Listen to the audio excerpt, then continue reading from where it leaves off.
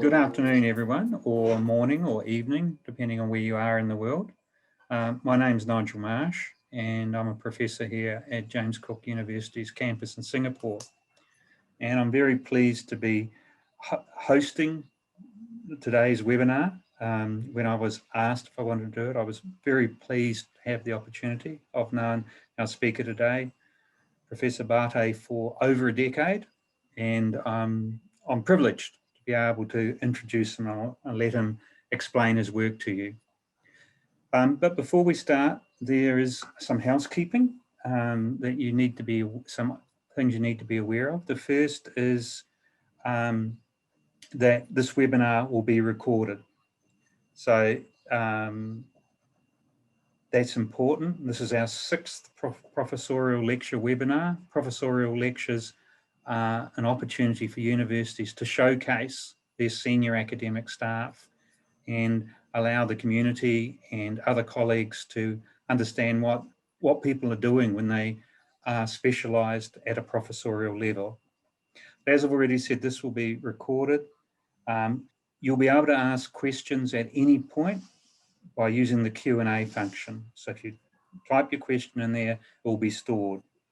But we will answer the questions at the end of the presentation. We also have a satisfaction poll and survey at the end of the webinar, and we'd be grateful for your assistance in completing that, and I'll mention that as we get near the end. If you have any technical issues, please use the chat button, because that communicates with Erica and Vinay, who are our tech experts who are waiting there to pick up anything that may fall over. So questions for Professor Bhati, you put in the Q&A. Any problems, put in the chat session, okay? So we'll now move on to the presentation. And as I said, I'm very pleased to be able to introduce Professor Abhishek Bhati. He's the Campus Dean and Head of Learning, Teaching and Student Engagement at James Cook University's Singapore campus. As Campus Dean, he contributes to JCU's initiatives in tropical Asia. His efforts guide learning and teaching and student experience and academic governance of programs offered here in Singapore by JCU. He also supports JCU's strategic intent to create a brighter future for life in the tropics worldwide. Professor Bhati is responsible for delivering graduates and building strategic partnerships that make a difference. So that's his primary administrative, sort of multiple administrative roles. In terms of a bit of background, Professor Bhati obtained his Doctor of Philosophy in Tourism Management from James Cook University in 2014. He received a Master of Business Administration and Marketing Management from Maastricht School of Management in 1996. And his first degree was a Bachelor of Arts in Economics from the University of Bombay in 1994. He's also the Regional Vice President of the International Tourism Studies Association. So that's his primary roles and his training background. But what we're here today to talk about is Professor Bhati's research interests. And his research investigates resilience planning and tourism, sustainable development of cities, and the scholarship of learning and teaching. In particular, he's interested in technology and the role it has as a catalyst for tourism industry changes, smart city as a mechanism for future sustainable development, and the need for tourism to deliver the United Nations Sustainable Development Goals. His recent projects have involved investigations of tourist vandalism and effectiveness of stakeholder responses to tourism developments. Other projects investigate the incorporation of work-integrated learning-based learning strategies in tertiary education. But his presentation today is, as you can see from the slide, on tourism. So thank you, Professor Bhati. I will now just hand it over to you to take us through. Thank you, Nigel, for that kind introduction. And very good afternoon and morning and wherever you are, whichever part of the world, ladies and gentlemen, and students as well. I hope there were some students who were interested in this webinar. Here at JCU Singapore, we have a strong team of tourism researchers and academics who have been researching on collaborative projects in visitor behavior management, luxury tourism, even destination branding and management. So this afternoon, I'm presenting two collaborative projects, and these are research projects which academics and researchers in JCU Singapore, and of course with some collaboration from outside, are working on. And in particular, I would like to acknowledge Dr. Zohre Mohammadi's contribution and in finalizing the presentation that we have here. The two projects that we have this afternoon, which I'm going to talk about, they are very appropriate for the current pandemic scenario where economies are suffering due to COVID-19, especially hospitality and tourism. And there needs to be very novel thinking as well as new approaches to of course, hospitality and tourism to ensure that these sectors or industries as well as organizations within these sectors can recover. So let me start by looking into where we are. And the first of the two topics or the two research that I'm going to share is about how the tourism sector in Singapore can provide more value add to visitors and attract visitors to come to Singapore. Those of you who have lived in Singapore, who have visited Singapore, you'll be familiar with this photograph. It's a very popular food market called La Pasa in the heart of Singapore. And as if you can imagine, if you've been to this food market, there are more than 100 vendors who would be selling their delicacies and offering the delicacies and produce to close to 1,000 patrons who could be seated. But many a times these vendors are more focused on their dishes and what they have to offer. So it's very much supply side. There's very little awareness of what is it that the tourists or the visitor or the person who's coming over, they would come and ask for. What are their needs? What are their preferences? So that led a team of researchers to look into what are the dietary preferences? Are there any dietary preferences or restrictions? And if it is possible to focus on these dietary preferences and restrictions and to provide more value add and attract tourists, because again, once COVID-19 pandemic is over, I hope sooner than later, whenever that happens, as tourism will start to grow, start to pick up, there would be competition, and there are many destinations will be vying for the same tourist. So how can tourists gain? How Singapore can offer? Or for that matter, any other tourist destination can offer that value add. So this is one of those aspects that I'm going to talk about. So coming back to dietary preferences, let's start with restrictions. So of course, one category of restrictions that may happen is due to religion, and then there are rights and wrongs and do's and don'ts, which are sometimes prescriptive in religion. The second set would be looking into set of dietary preferences in terms of food. And this again becomes a restriction. Could be food tolerance, allergies, or even medical restrictions. The third category is more of preference which comes in the form of lifestyles, cultures, and individual beliefs.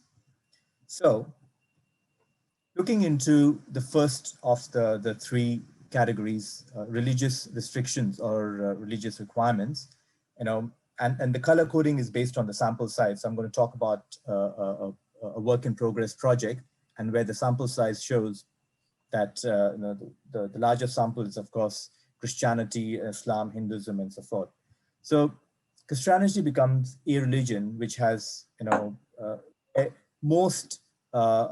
is most liberal in terms of observance and what can be eaten and what not be.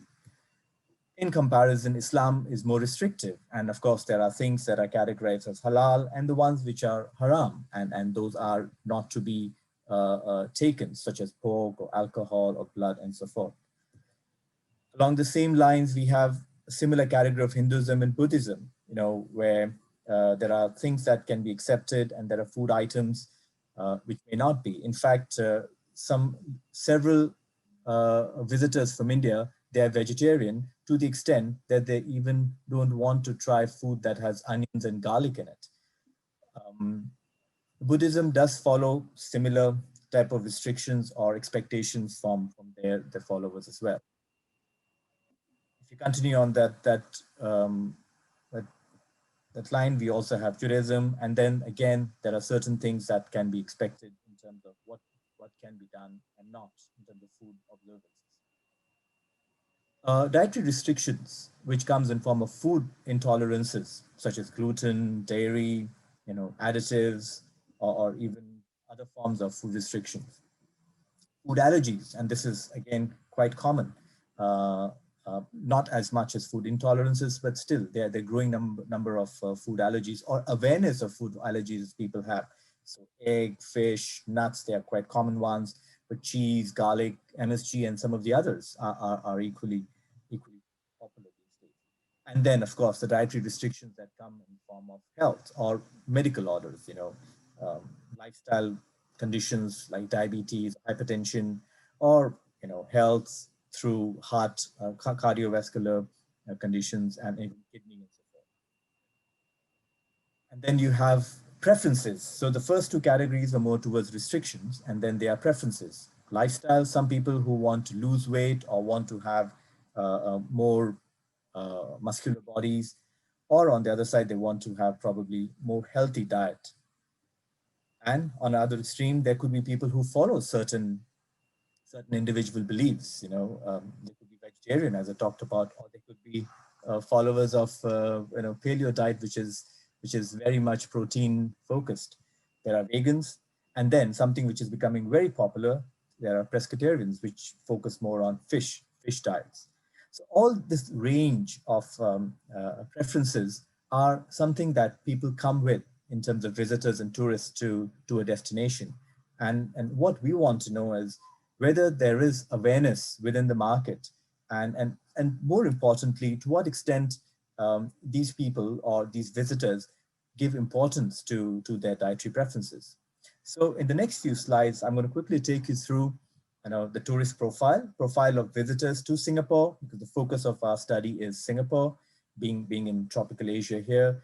And we try to look into the demographics, where they are from, the psychographics, what they like to do, what things that they give importance to, and whether Singapore is performing on those areas or not.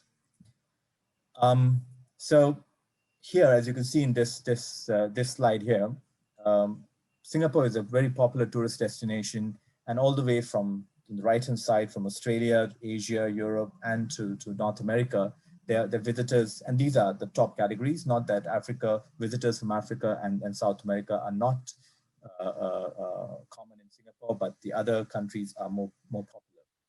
So if you look at the breakup, you will see that one of the top 10 destinations would be from, of course, Australia as one of the top 10 destinations of visitors to Singapore, and some other countries in Asia, in Southeast Asia, Europe, and of course, North America.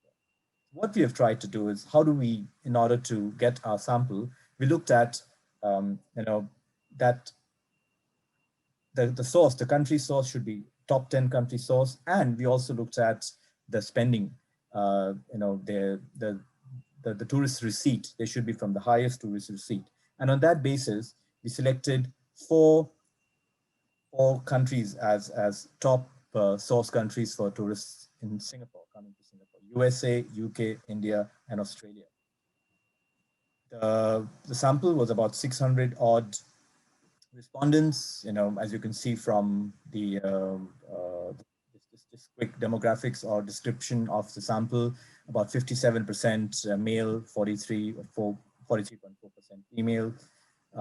Most of them, or probably 95%, had some form of education, with about 70% had higher education, tertiary education. We had quite a good normal distribution in terms of age, where, of course, 30 to 49 and 30 to 50 were majority, and then there was good distribution in terms of younger visitors as well as senior citizens. Looking into the travel experiences, most of the respondents had traveled widely. As you can see from the color coding in the circles here, about 45.7 or close to 46% were frequent travelers. And on towards the right-hand side, as you can see, about 47% were either moderately or highly experienced travelers. That means they had visited more than one country, and a good percentage, about 30%, have visited more than 5 countries. So they were quite experienced. The destination that they had traveled, in addition to Singapore, our focus is Singapore, but we wanted to know how experienced, how mature are these travelers. Of course, Asia was popular with close to 35%, but other destinations, popular destinations, were of course Europe and North America. So what were their preferences, and what were the views of our respondents? So when it comes to religious affiliations, 41% of the those, or let me start the other way around. About 3/4 of the respondents had some religious affiliation, and about 26% were non-religious. And from the ones who had religious affiliations, 41% were from Christianity, and some of the other big percentages were Hinduism, Islam, and some of the other religions as well. So why is this important? As you would recall from the earlier slide, depending upon what heritage or religion they come from, there may be some dietary either restrictions or preferences, observances they may have, and it is important for the receiving market to know whether these people are being taken care or whether the needs are being addressed. If you look at their preferences, dietary preferences, vegetarian, low carb, so ones which are highlighted, low salt, high protein, about 10%, and then of course the ones who had special diets because they were diabetic. In other words, this again showed that about 66%, 2/3 of people had some form of a dietary preference. Now, in my opinion, that's a very startling and revealing statistics, that 2/3 of the target market have some form of dietary preference, and whether these dietary preferences are being considered when they visit a place. Oops, sorry. I'm not sure why there are gaps here, but these are food intolerances and allergies. So as you can see there, probably 56% have no allergies, but more importantly, again, in my opinion, that 44%, that's a very high percentage, 44% of visitors who came to Singapore from the 4 markets that we had, they had some form of a food intolerance or allergies. And whether, again, these allergies were, whether they were aware of these allergies, the market that they went to, and how the allergies were taken care by the restaurants, the hotels with whom they patronized. In terms of medical condition,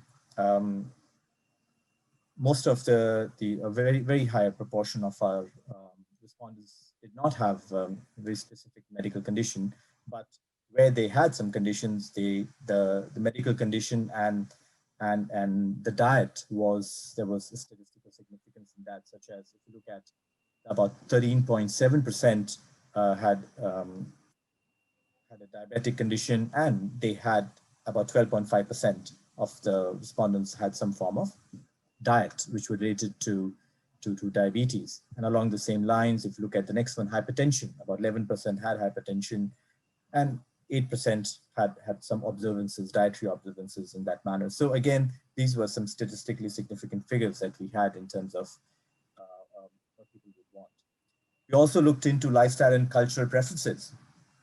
And of course, you see the colored colored bits in the circle, and in the legend again, there are people who are now much more conscious in terms of healthier options, 24.97, 25.97, as well as 26%. There are about 13.5% people who are conscious of their weight, so weight loss, or increasing number, about 15% are environmentally conscious as well, that what is the impact of their actions on the environment, or even what they're eating and how they're eating. But on the other hand, we also had influences of family, which is about 15%, and so forth. So again, there were several other motives as well that prompted people, and they had preferences, and these preferences would guide their behaviors, the tourist options, choices that they will make, and even the destinations that they will visit eventually. So let's delve deeper into this analysis and look into the importance and performance of the various aspects. And the first set of analysis here, which is presented, looks into, again, it's mostly descriptive, but it looks into, is there any gap or difference when they are at home or when they're traveling? So, these figures, which are now available in gold on top, the circles, the mean figures, this is when these respondents were at home. So for instance, in terms of various aspects of food, taste was important with a mean of 4.1. Cleanliness was of course important as well, 3.9. Presentation, 3.6, same as cost. Variety is important, and dietary preferences is about 3.3. So lowest of these 6 measures, but still quite high in my opinion, 3.3. But what is interesting is that when you compare this with when they're traveling, you would find that even when they're traveling, their expectations about some of these do not change, But when it comes to dietary preferences, we observe a slight increase, that people, when they travel, they become much more conscious of their diet and what they're eating, and what is available at the various places that they're eating. Further investigation, if you look at the 3 main categories of restrictions: religious requirements, the second set of bars, medical and allergies, and the last set, which is lifestyle and cultural requirements. And again, as you see, the first set of bars in blue is their daily life when they are in the home country or wherever, in their normal routine, and the travel time are the bars behind. And there's not much difference. In other words, these 2 set of figures or data tell us that people, even when they're traveling, they are conscious of what they're eating, what preferences are available, or whether their needs are taken care of. Let's look at the dietary preferences, and whether dietary preferences impact the choice of destination and their willingness to pay. So on that question, and very interestingly, about 62% of the respondents said that the choice of destination is affected by the dietary preferences. So if the destination does offer more options in terms of more awareness, or the vendors or the food places over there have those options, they will view that destination more favorably. And when it comes to the willingness to pay, we had similar data that about 67% of the people were willing to pay more in a destination. So, if we consider this as a value addition, people are willing to pay a premium for the value add that they perceive to receive through customized food preparation or meeting their requirements. So how does this research would contribute? And still, this is still work in progress, please, as you appreciate. How would this research contribute to tourism destinations such as Singapore or any other, Bangkok for that matter, or Sydney in Australia, or somewhere in Europe, else any other destination? And if I start with my left-hand side bottom, first and foremost, as I mentioned in my earlier remarks, as the world recovers from the current pandemic situation, there would be competition for destinations. And how are you going to, provide that imagery, and how are you going to provide that value add for your destination so that the people view it as a popular destination? That's really important to enhance popularity and to increase footfall and, of course, tourist receipts. As we travel up clockwise, to show diversity, or I would prefer to call it customization in terms of hospitality. So rather than have a dish and that is what you're going to try, you could have the same dish being prepared in different ways. and it does look into account of the religious preferences, health preferences, and even personal preferences of individuals.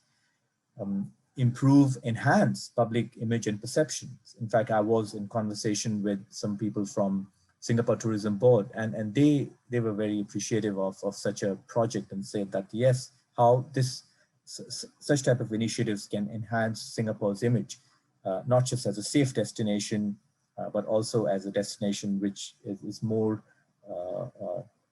familiar and aware and ready to provide better service. And I've been mentioning this time and again, to provide high value of service to tourists as such. In terms of satisfaction of these visitors, because all the sample that we had, all the respondents were such that they had visited Singapore in the past, and we wanted to know how was their experience. So if you look at the figure towards the right, the overall satisfaction with Singapore as a tourism destination was 88%, very high. So they were quite happy with Singapore as a tourism destination. But the focus of this project is the statistics on the left, and that is the satisfaction of the respondents in Singapore's ability to meet their dietary preferences.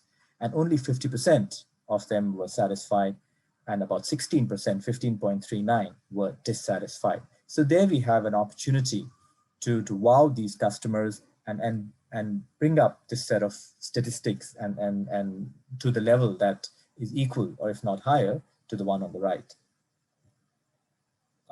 Another set of questions asked the respondents about loyalty based on meeting dietary needs. And again, the focus is again on Singapore. Would you return to Singapore? Again, the focus is dietary needs. And then C, Singapore did not fare very high. It's 2.8, yeah, where the mean is 2.8, which means, yes, about 48% were willing to come, but probably not very, if you look at the Likert scale, not very happy for doing so. And would they introduce Singapore to others? So once again, there is room for improvement. The current rating is 2.86 on a scale of 5, so which means there is room for Singapore Hotel Association or hawker centers and other forms of food providers in Singapore to wow the current tourists, so that when they return, through the positive word of mouth, are able to introduce Singapore to other visitors as well. So where to from here? We want to continue to work on this project. As I said, this is still a preliminary data and studies that we have done. We want to work on both demand side and supply side. Demand side is getting more information and conducting more statistical analysis in terms of importance that visitors give to dietary preferences. What are some other forms of preferences that may be there? Conduct a larger survey and even get some deeper insights through qualitative research. And along the same time, also look at supply side, which is the readiness of readiness and performance of the food vendors, hotels, restaurants, and even other providers in Singapore. And so yes, we'll continue to do this work, and we certainly invite researchers in Singapore and overseas who are willing to come and work with us. So that was the first collaborative project.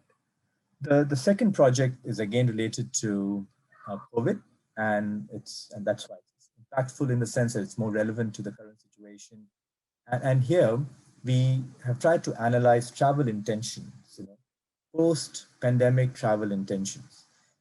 What is it that tourists, or whether tourists will return to destinations like Singapore and others? And in this research, our focus is slightly broader, and we would like to look at Southeast Asia and not just Singapore, for that matter. But here the research is still presented in a way that it's still a model that I'm sharing, the model that we as a team has tried to create to understand travel intentions in a better way. I'll start with this picture. I'm talking about travel intentions. This is a beach resort just across the causeway in Malaysia, Desaru, and we used to go there very often. So this is my kids and some of my family members numbers. And now we can't even think of going to the Saru in the foreseeable future. So our travel intentions are certainly affected. What are these factors which are affecting these travel intentions? Is it just COVID-19 or is it more than that? So what we are looking at here, as I said, is looking into some mediating factors. What are some mediating factors that are changing the relationship between destination image, so if the Saru is a destination, and my travel intention or anyone else's travel intention post-crisis or here post-pandemic as we're looking at COVID-19. So we started with looking at, so this research is pretty much based on the theory, protection motivation theory, which was first introduced by Rogers in 1975. So it's what, 45 years now. And basically the protection motivation theory talks about, how visitors or how people look into health conditions or health perceptions when that influences their behavior. And I'll explain that in a little bit details when I go to the next slide, when we look at the model itself. But what we are looking at is two mediators. How does tourist health protective behavior and media engagement influence tourists post COVID-19, or let's say post-pandemic travel? So let me go quickly to the model here. And so when we talk about the protection motivation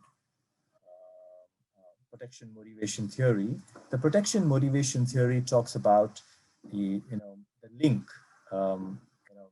Basically, it's a cognitive framework, as you can see here. It's about what impressions people have in mind, and then how does that affect their travel intention.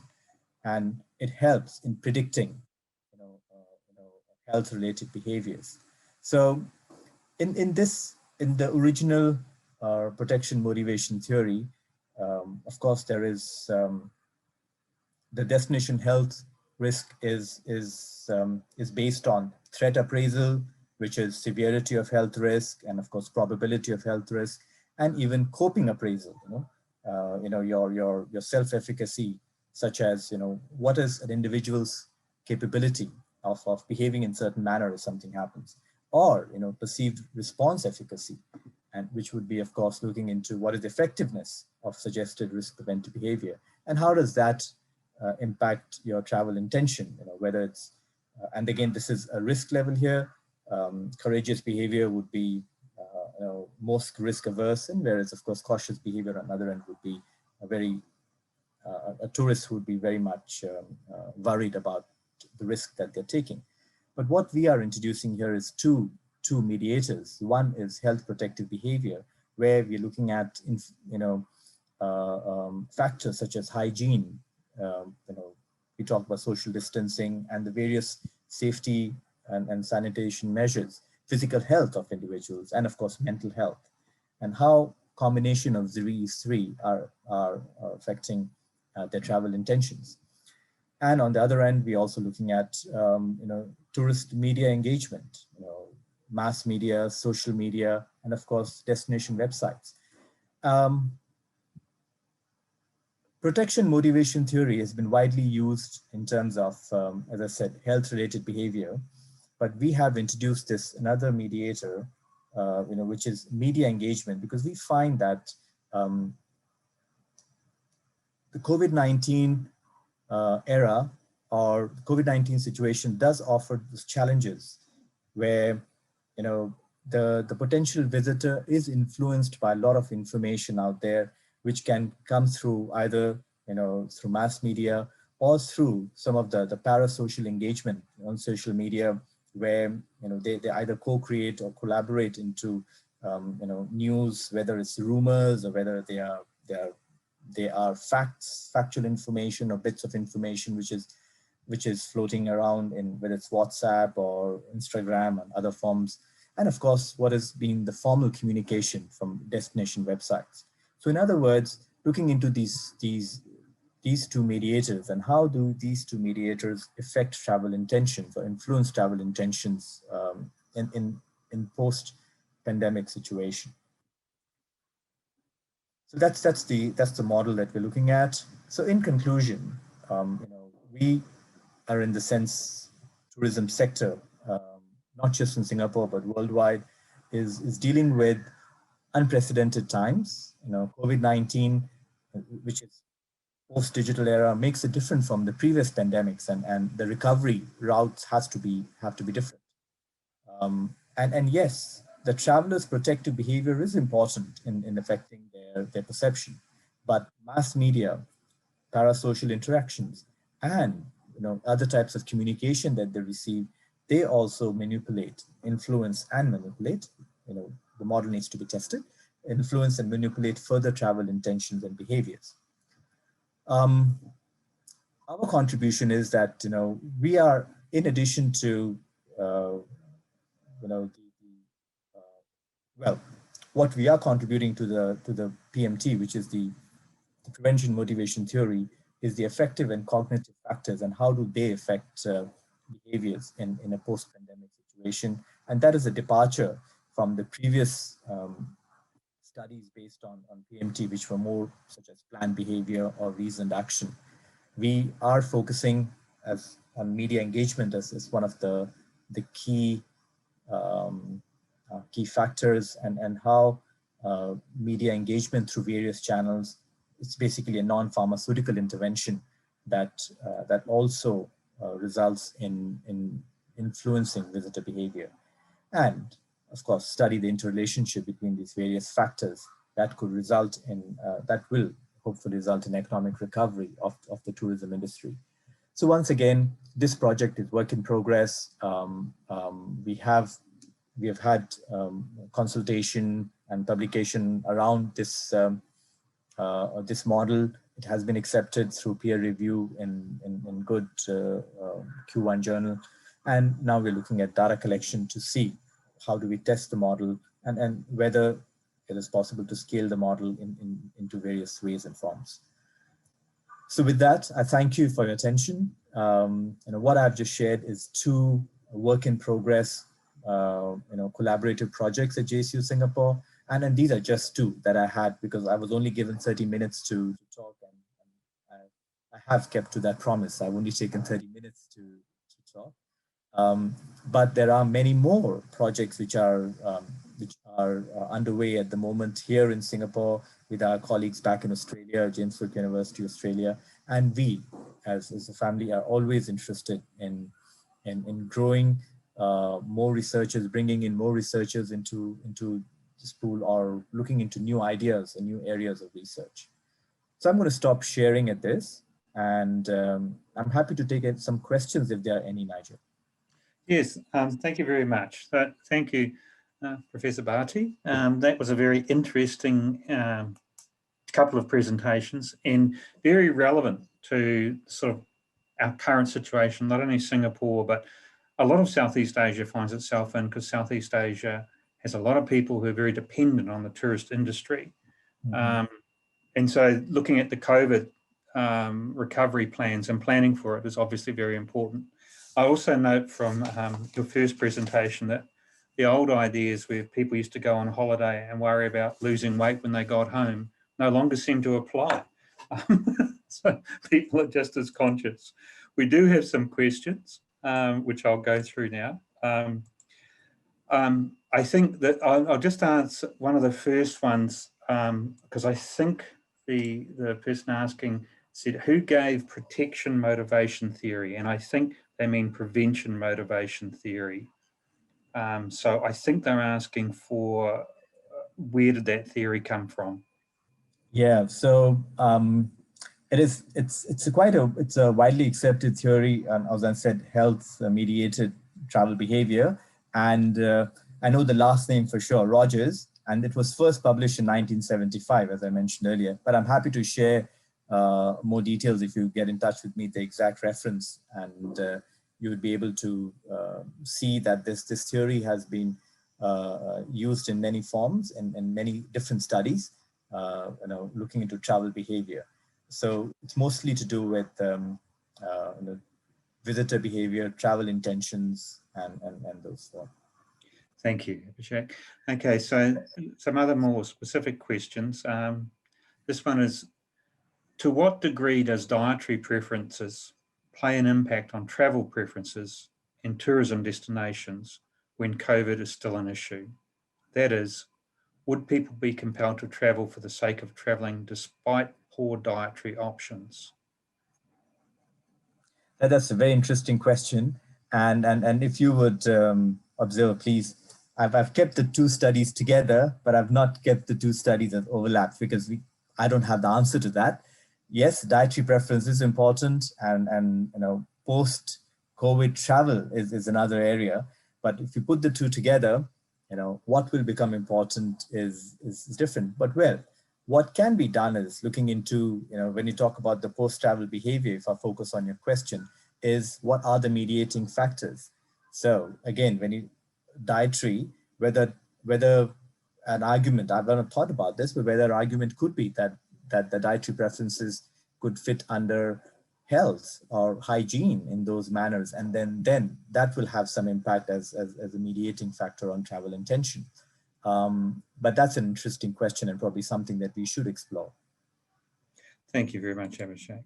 The next question, I think, is also like the one about the theory, is probably from someone who's trying to plan a project. But what are the different qualitative research designs and strategies that you will be applying in your Singapore tourism research? Yeah, that's again, if you're looking at these, the two current projects that we have, one important thing is increasing the sample size, and that becomes mostly to do with quantitative, and how we can get deeper insights in what the respondents or the visitors' view and opinions are. But I guess the important aspect again is how Singapore as a destination is able to maintain its image and position out there. And that's where the supply side aspects of Singapore, whether it's in accommodation, whether it's in food and beverage, which is, let's say, the dietary preferences.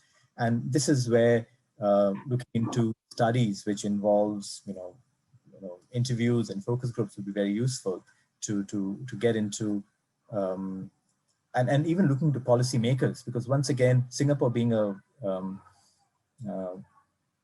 very tightly managed country and a society, it's really important that we also look into what the policy is and who the policymakers are and what are their views and plans for the future. So probably some aspects of qualitative studies that will help, and in getting to know deeper insights into the thinking, the challenges that they have, and how those challenges can be overcome in meeting out tourist needs, because I guess that is crucial. How do we create more value in the eyes of the tourists or the visitors who are intending to come to Singapore and pick Singapore as a destination over others, such as Hong Kong or even Bangkok? Thank you very much.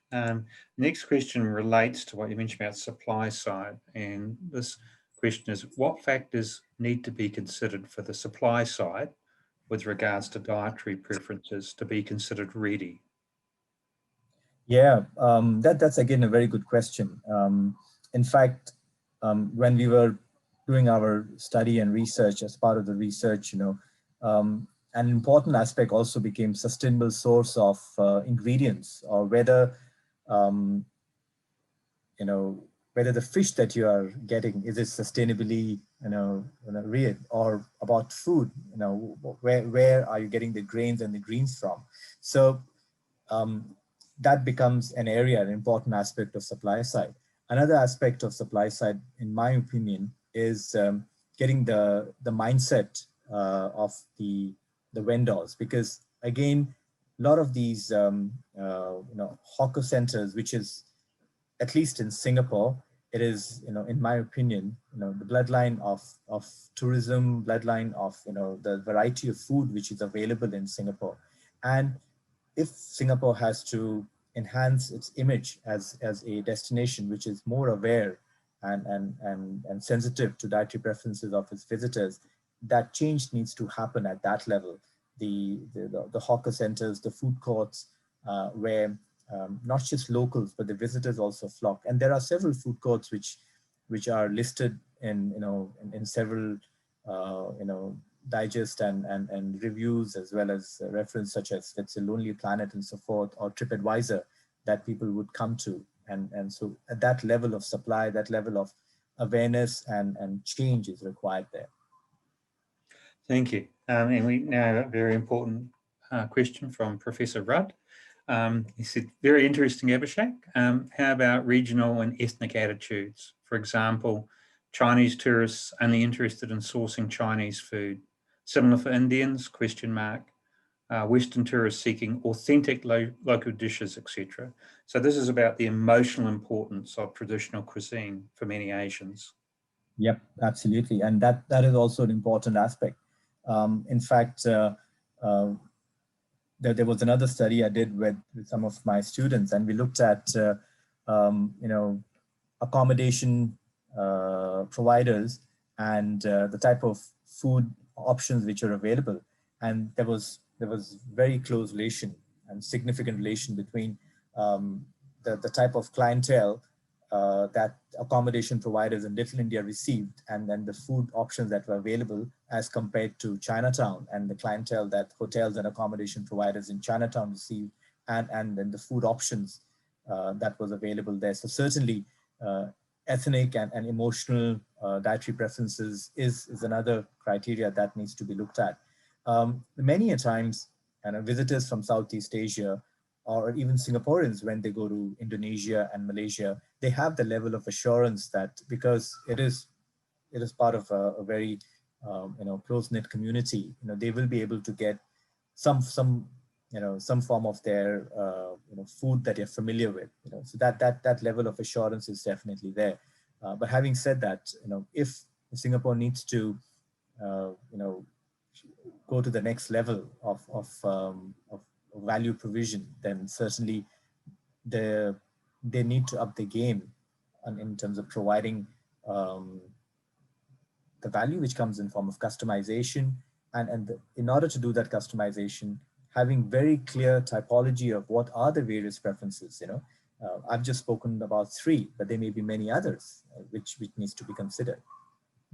Okay, yes, I noticed that from one of your presentations, it looked like for a lot of people, when they travel, they still want the food they get at home. That eating different stuff is not what it's about for them.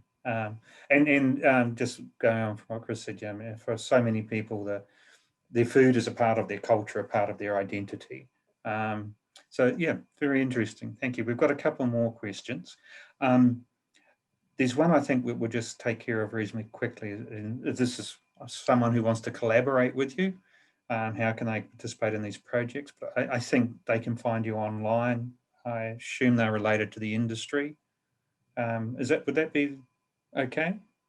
Absolutely. In fact, the reason why I talked about these 2 projects and not something that was done and dusted is because these are work in progress. And while we and myself and as a team, we have done some work, we would like to collaborate with others and take this to the next level, because there may be other aspects which we have either overlooked or could add value to the current research. So we have to collaborate. So, whether, you can find my details or any other information on JCU Singapore website. And if you reach out to me, I'm happy to, set up a meeting, and not just them, any others as well who wish to collaborate. Excellent, thank you. This one is also about, I think, getting some business advice. But as a startup company, what should IT people prepare for tourism with these issues and knowledge? And apart from tourism, what other areas will exponentially increase post-COVID? That last bit's probably a bit broad, but I think it's all about what should IT people prepare for tourism? Absolutely. And I think, so one of the reasons why even we have, turned our focus to dietary preferences, because now we have information available. Big data is there, and there is so much information available about tourists, visitors, their preferences, and matching those. So one key area in tourism, and not, I think it's not limited just to tourism or hospitality and tourism industry, but other industries, analytics, that how best you can use analytics So there goes data science and of course some aspects of analytics in identifying trends and meeting those trends and even planning ahead. So analytics certainly would have a role to play. Another aspect of technology here comes more in the form of supply side. Whether technology can help make food, whether in terms of ingredients or in terms of their provision of that food can be made more sustainable with the help of technology.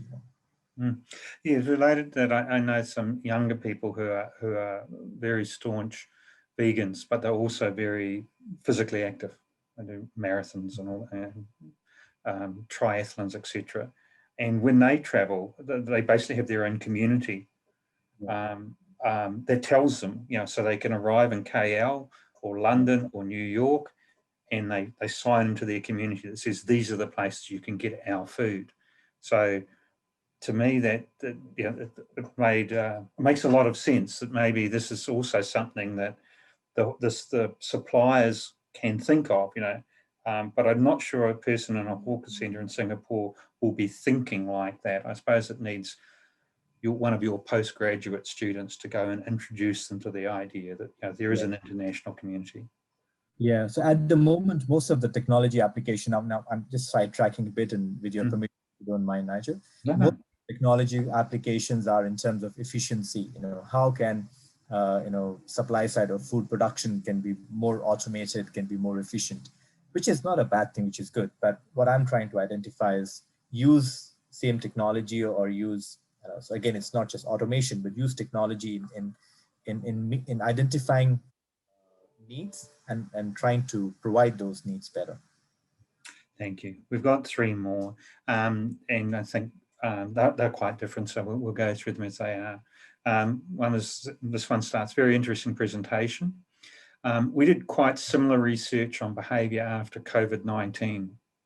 Do you see differences in behaviour between the cautious group and the other 2 groups that you mentioned?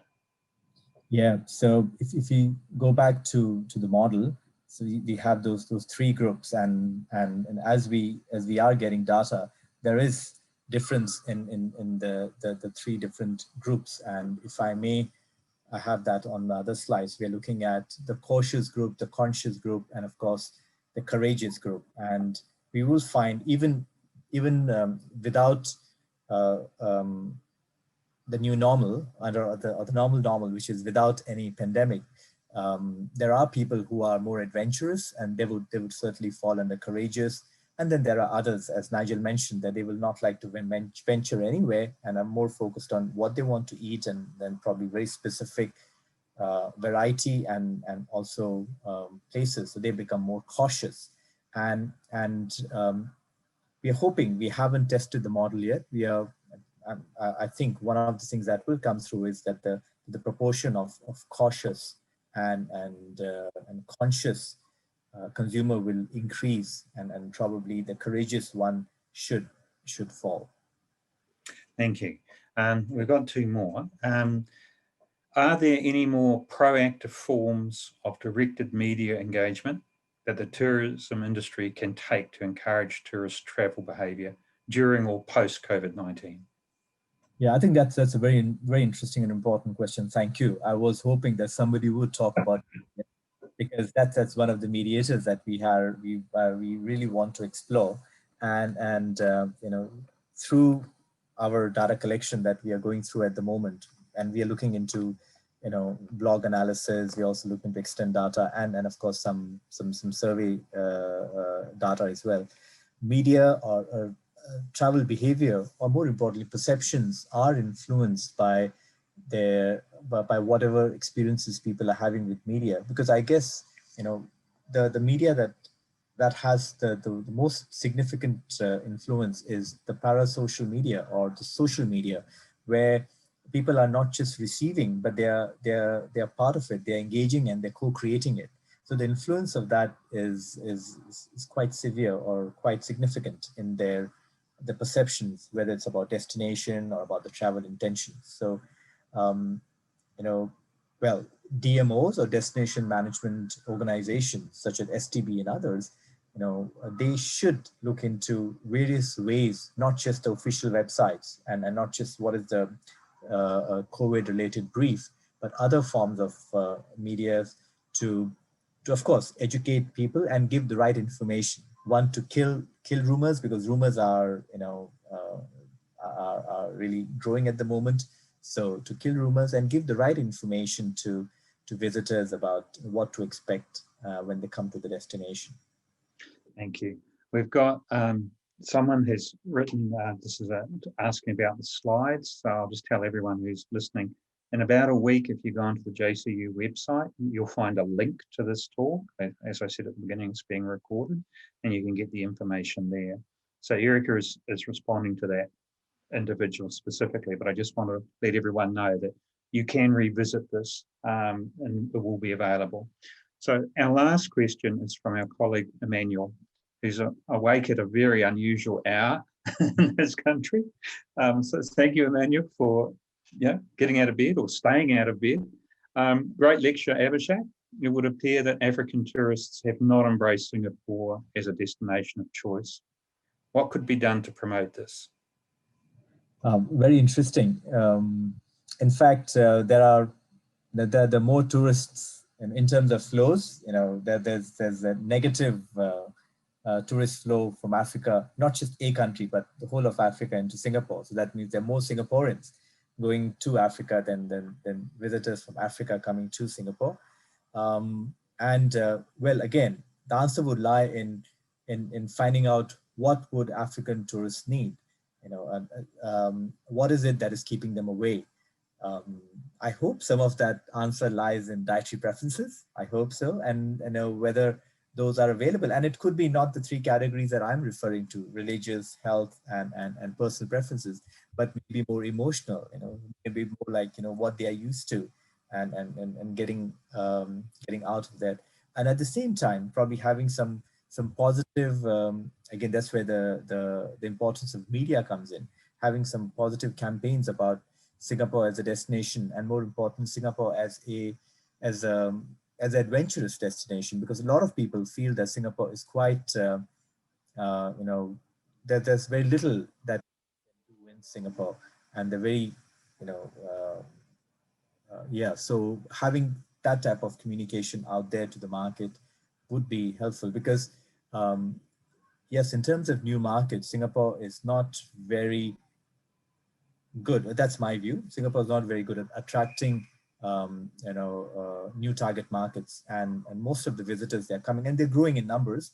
They're coming from traditional markets, Western markets definitely, Western Europe and North America, Australia, New Zealand, and of course Asia. One of the primary growth markets, of course, is China, which is in many other countries as well, and that's why the numbers are growing. But Middle East, Africa, these are some uncharted grounds where Singapore should try to venture into, especially pockets of these where there is more affluent society: Nigeria, Kenya, South Africa, Egypt, and some of the other places. Thank you very much, Abhishek. And that, I think, we will end the questions. I'd like to thank you for a very interesting and relevant presentation, or two presentations really. And you're amazing at keeping to time.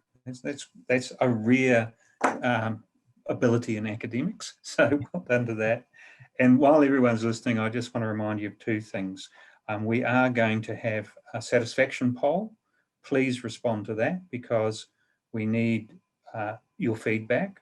And the second is, as Professor Bhati said, he deliberately presented two projects that are still ongoing. If you want to collaborate, if you want to be involved, he would welcome that. You can get in touch with him through the website, our website. You can look from there. I think, no, we've got one like, I think we need to end about now. And you can get in touch with Abhishek if you want to participate. The talk will be available on our website in about a week. Please answer our poll. And thank you everyone for coming. As I said at the beginning, the whole point of professorial lectures is for universities to showcase their senior academics and demonstrate the value of what they do. And I think tonight we had a very clear example of the value of academic research for real world important issues.